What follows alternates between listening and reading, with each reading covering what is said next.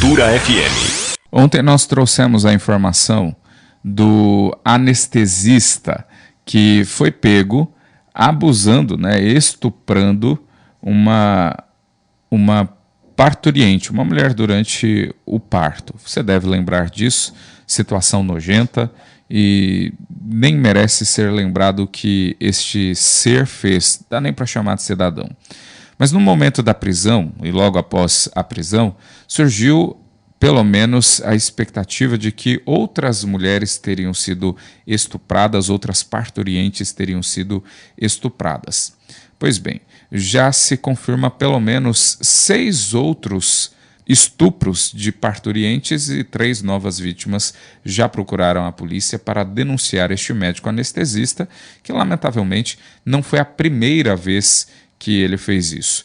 Quando você assiste as imagens, eu assisti, algo nojento, mas quando você assiste as imagens e vê a maneira como ele age, a maneira como ele orquestra toda a situação e como ele consegue fazer isso com a equipe dentro do centro cirúrgico, dá para perceber que esta não foi a primeira vez, pelo contrário, ele veio se aprimorando ao longo do tempo porque ficou aí esperto demais e conseguiu executar o seu estupro, a sua violência numa mulher anestesiada e que estava lá para dar à luz, para o parto.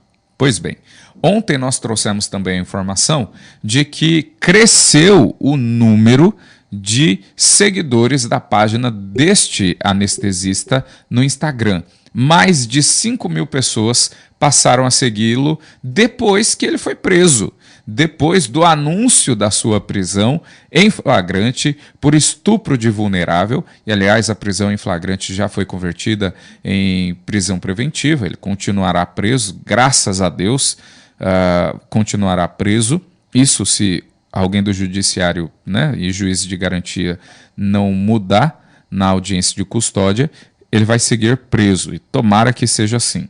Mas mais de 5.000 pessoas seguiram ele, e a gente questionou aqui no ar o que leva pessoas a seguirem um monstro desse, e que isto revelava muito mais sobre os seguidores, os 5.000 que passaram a segui-lo, do que dele propriamente dito. Esta foi a nossa indagação, a nossa fala ontem no ar, e nós fomos atrás de saber o que é que poderia ocasionar uma situação como esta. Fomos atrás, eu conversei com a psicóloga Jaqueline Reis, ela que é psicóloga lá no estado de São Paulo, atende no interior, na região de Indaiatuba, levando esta indagação. Por que é que nós temos essa fixação? Nós, que eu digo, não sou eu, não é você, mas nós, enquanto população, temos essa fixação por monstros, por seguir, por acompanhar esse delírio mesmo, essa fascinação pelo mal, quase que uma sedução pelas trevas. E ela, que é psicóloga comportamental, respondeu para nós. Você vai acompanhar a resposta dela a partir de agora. Quando nós olhamos para essa questão da idolatria no âmbito psicológico e social, nós conseguimos perceber que tem muito da nossa cultura também enraizada de que o ruim, o que é ruim, o que é mal, de certa forma, é o que ganha, é o que é bem visto na sociedade. Apesar de trazer aí um escândalo, de ser algo que mexe com as nossas estruturas emocionais, ainda assim há toda uma curiosidade com relação às pessoas que ultrapassam um pouco esse senso da normalidade, esse senso do que a nossa população vive no dia a dia, né? Nós podemos ver que não somente esse caso do anestesista, que teve essa grande repercussão e muitas pessoas seguindo, também por curiosidade, porque querem saber o que vai acontecer, querem acompanhar para saber como que será os próximos passos.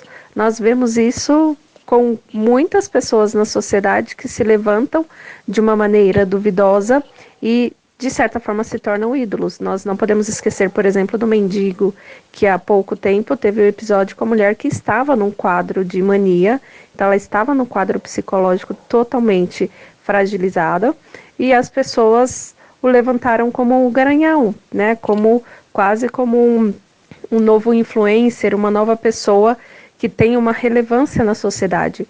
Isso nos faz pensar que tipo de relevância a nossa sociedade tem buscado para ser influenciado. Nós vemos aí os nossos influenciadores, né, digitais, os blogueiros, o que eles agregam à nossa sociedade, além de um conteúdo de entretenimento. Se nós formos pensar num conteúdo que traz algum tipo de mudança de vida, nós temos pouquíssimos casos, mas ainda assim são idolatrados porque as pessoas têm curiosidade sobre a vida do outro, né? É uma questão muito cultural brasileira também, de que é aquele famoso jeitinho. E aí nós temos leis que não punem, nós temos leis que funcionam somente para o pobre, para a pessoa que está na margem da sociedade, no patamar mais baixo da sociedade. E isso causa uma indignação quando nós pensamos que pessoas como esse anestesista está sendo tão seguido e tantas pessoas de um dia para o outro começaram a segui-lo, que nós podemos ter aí vários tipos de discussões quando a gente for pensar no aspecto psicológico do porquê as pessoas fazem isso. Por que o ruim, por que o que é criminoso, por que o que beira um pouco a insanidade, a imoralidade é de certa forma cultuado nessa curiosidade tão intensa, né?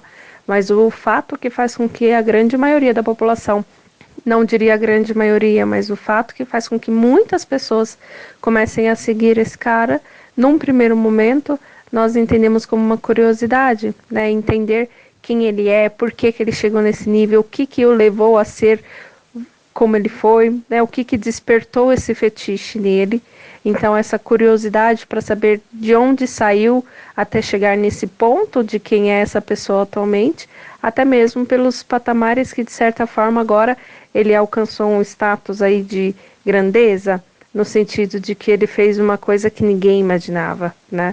Ele fez uma coisa, por mais dolorosa que seja, uma coisa grande que repercutiu no país inteiro, né? E isso ainda é visto como alvo de admiração, no sentido de como essa pessoa chegou lá. O que levou essa pessoa a chegar lá? Qual a história de vida que fez com que essa pessoa saísse de um lugar desconhecido e fizesse o que fez, né? Quais foram as motivações, quais foram as suas histórias, né? Que caminhos o levaram a chegar onde ele chegou. Um dos aspectos que nós podemos, então, entender é essa curiosidade. E tá aí, então, a explicação do porquê que as pessoas buscam seguir, buscam esses admiradores, buscam esse tipo de comportamento, esse tipo de personalidade para poder seguir e glamourizar. De certo modo, volto a dizer, revela muito mais sobre quem segue uma pessoa como esta do que o monstro propriamente dito, digamos assim. Tem muito mais a ver com ele do que tem a ver com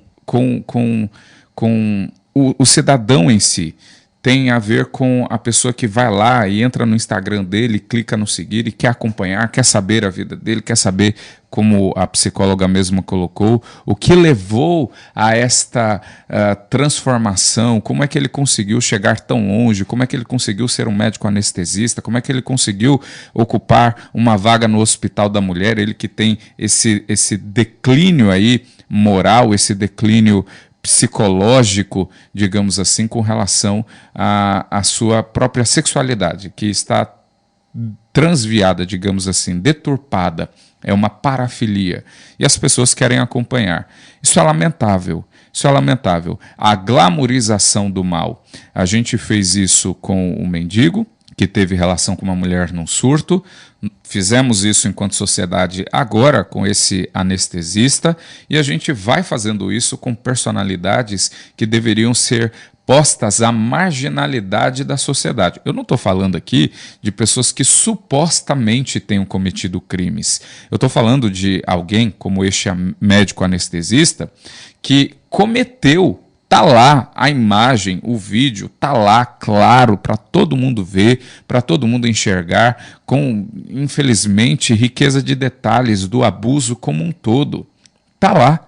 não é alguém que está sendo acusado de um suposto crime.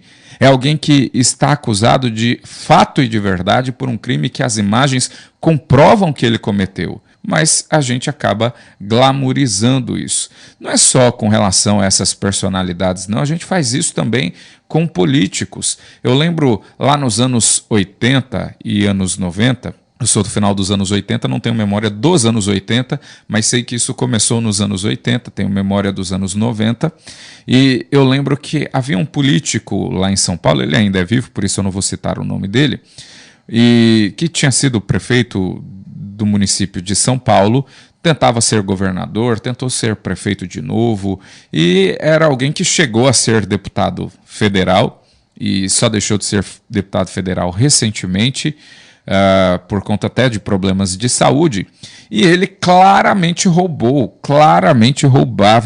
E o slogan, não dele, não a pecha que ele se colocou, mas as pessoas diziam com relação a ele que ele roubava, mas fazia. Diziam literalmente, fulano de tal rouba, mas faz. Pior é quem não faz e pior é quem rouba e não faz.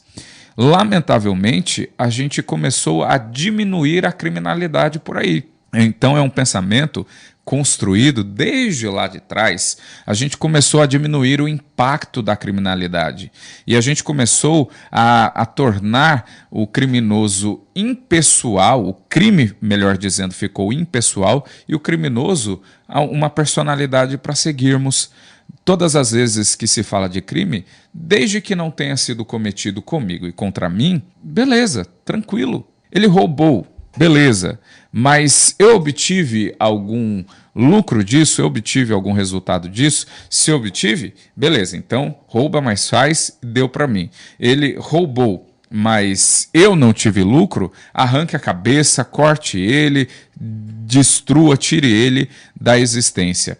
Ele não roubou, mas também não me deu lucro nenhum, não serve, porque a gente não está preocupado com o crime que comete, sim com o lucro que nós vamos obter. Isso na classe política, me remontando lá ao que vem acontecendo desde os anos 80. O mesmo princípio serve para este anestesista, serviu para aquele mendigo, serve para quem comete assassinatos e assassinatos terríveis, que a gente vê os casos tomando conta da mídia aí. Não aconteceu comigo. Problema da vítima. Não aconteceu comigo. A gente sempre torna impessoal. Não é comigo, não é problema meu. A prova disso é que lá nos anos 90, por exemplo, quando o Chico Estrela, também conhecido como Maníaco do Parque, cometeu seus crimes e foi preso, inúmeras mulheres começaram a se comunicar pedindo para ter um relacionamento com ele. Por quê? Porque o crime que ele cometeu não era contra elas, era contra outras, e isso trouxe a glamourização. Isso a gente percebe, por exemplo, em casos como a de Elise Matsunaga, que assassinou o dono da Yoki, você deve lembrar. Esse caso aconteceu lá em 2012 e cortou ele aos pedaços. Ora, até uma série no streaming, num canal de streaming, ela ganhou para contar a história dela, em que ela praticamente é posta como a vítima da situação e que o grande lobo mau foi o marido que foi morto e picado. Ele é que teve culpa no assassinato que sofreu, de acordo com a série, que ficou aí em destaque semanas e semanas. Infelizmente, a gente vai impessoalizando os crimes e a gente vai se identificando com o autor dos crimes pela curiosidade. Isso demonstra que a sociedade está doente. A sociedade está doente. Eu lembro de um livro que eu li há alguns anos atrás, há mais ou menos 8 anos atrás, de Elizabeth Runesco. O livro, se não me falha a memória, é O Lado Obscuro de Cada Um de Nós. Um livro fantástico. E o livro ele conta a história das perversões sexuais dos grandes personagens históricos, reais, ao longo dos anos. Pega cada período da história abordado pelo livro, ele pega o personagem principal para demonstrar o declínio sexual neste personagem. E a autora faz algo brilhante, porque ela consegue demonstrar que estes que cometeram esses crimes tão nojentos, tão abjetos, tão horripilantes, são resultado da sociedade. A sociedade era assim, a sociedade pensava assim, a sociedade agia assim, mas a sociedade se camuflava, se escondia. Era assim, mas era escondido. E esses grandes personagens eram as pessoas que conseguiam romper, rasgar o véu do fingimento, tirar a máscara e agiam do jeito que a sociedade era, às claras. Pois é, infelizmente eu percebo que nós temos caminhado para essa situação. Longe de dizer que todo homem é um estuprador em potencial, isso não cola, eu não acredito nisso, mas lamentavelmente nós temos esta glamorização porque está entranhado em nós essa cultura. E eu vou dizer mais, não é só homens, não são só os homens que ficam fascinados e querem saber e tal. Mulheres também, talvez em menor proporção, talvez não seja tão divulgado quanto, mas o problema é a sociedade como um todo. A nossa sociedade está emocionalmente, psicologicamente adoentada e a gente tem visto isto caminhando de mal a pior. Faço coro com a doutora que é psiquiatra, Ana Beatriz Barbosa. Ela escreveu um livro, uma série de livros, mas um livro que ela escreveu, Mentes Perigosas, o Psicopata Mora ao Lado. Ela faz um recorte dizendo que nós percebemos uma sociedade que está mentalmente frágil e adoentada quando nós usamos exatamente esta frase: fulano rouba, mas faz. Isso mostra que nós estamos numa tendência autodestrutiva. Nós precisamos acabar com esta glamorização do mal e precisamos tratar o mal como que é. Mal é mal e não pode ser aplaudido. Cultura.